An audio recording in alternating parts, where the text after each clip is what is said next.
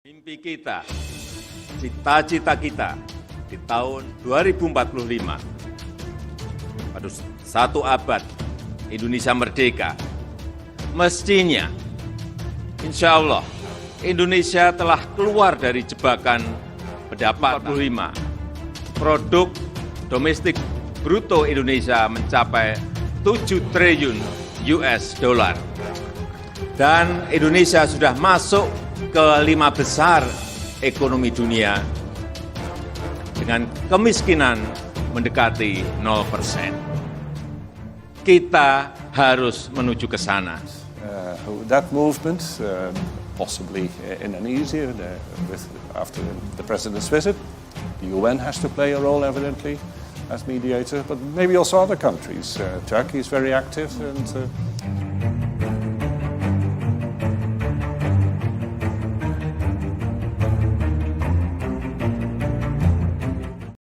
Satu abad Indonesia merdeka mestinya telah keluar dari jebakan pendapatan kelas menengah dan tahun 2045 produk domestik bruto Indonesia harusnya bisa mencapai 7 triliun US$ dan Indonesia sudah masuk ke 5 besar ekonomi dunia dengan kemiskinan mendekati 0%. Jokowi mengutarakan hal itu di Bandara Halim Perdana Kusuma, Jakarta saat pulang dari kunjungan kerjanya di Eropa selama 5 hari. Dikatakannya Indonesia mendapat pujian dan apresiasi dari universitas di negara-negara Eropa khususnya dalam bidang perekonomian dan perdamaian. Saya dan rombongan telah melakukan kunjungan kerja ke Eropa. Ada 2 hal yang saya dapat dari kunjungan ini. Ucapan pujian atas pertumbuhan ekonomi dan perdamaian dunia. Kepercayaan terhadap perekonomian Indonesia oleh pebisnis dan dari beberapa negara yang bergabung di Eropa, seperti Jerman, Inggris, Belgia, dan Belanda. Jokowi juga berkata pujian itu juga dilayangkan atas keputusan Indonesia mendeklarasikan perekonomian dan menerbitkan paket kebijakan stop ekspor bahan mentah. Melalui kunjungan kerjanya tersebut, pemerintah juga telah mempersiapkan tenaga terampil yang sesuai dengan kebutuhan pasar serta mampu menghadapi persaingan global.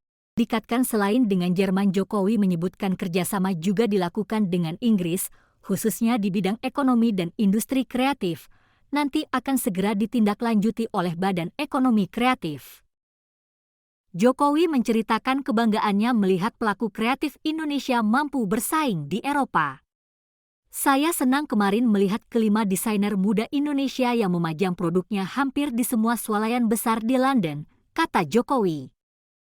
Pemerintah juga akan menjalin kerjasama dengan Uni Eropa dan menyelesaikan hal itu dan menjadi dasar bagi negosiasi SEPA.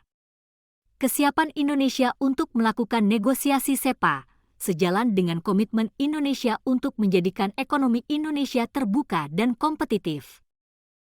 Sementara itu, kerjasama dengan Belanda menitik beratkan pada bidang maritim dan pengendalian air. Nantinya pada November mendatang Perdana Menteri Belanda akan berkunjung ke Indonesia dengan membawa para pelaku bisnis yang ada, kata Jokowi. Selain kerjasama antar pemerintah, Jokowi juga mengagendakan kerjasama antar pengusaha. Ia berkata total investasi bisnis itu mencapai 20,5 miliar. Jokowi berkata Indonesia juga disebut berhasil mengatasi entrisme dengan mendorong berkembangnya Islam yang damai, moderat, dan demokratis.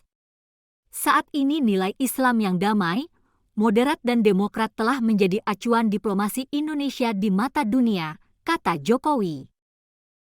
Presiden Joko Widodo lebih jauh mengatakan akan mengajukan banding atas kekalahan Indonesia dalam gugatan larangan ekspor nikel oleh Uni Eropa ke Organisasi Perdagangan Dunia atau WTO.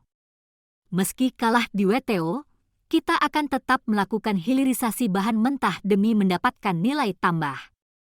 Meskipun kita kalah di WTO, kita kalah urusan nikel dengan Uni Eropa. Nggak apa-apa. Sudah saya sampaikan ke Menteri untuk banding, katanya. Jokowi menyatakan bahwa Indonesia harus berhenti mengekspor bahan baku mentah, karena demi mendapatkan nilai tambah, dia mencontohkan kebijakan larangan ekspor nikel, terbukti membuat Indonesia mengantongi 300 triliun per tahun. Padahal Indonesia sebelumnya hanya meraup 20 triliun saat mengekspor bahan mentah nikel.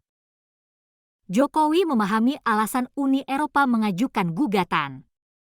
Hal itu dikarenakan banyak industri nikel yang ada di Uni Eropa terganggu produksinya, sehingga jika larangan dilakukan bisa terganggu.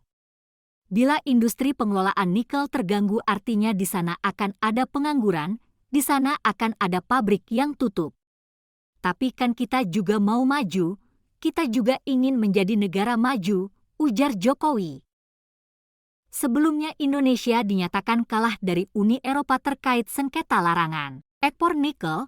Menteri SDM Arifin Tasrif mengungkapkan alasan kekalahan Indonesia dari gugatan tersebut karena terbukti melanggar ketentuan WTO yang tidak dapat dijustifikasi dengan pasal 112 dan 22.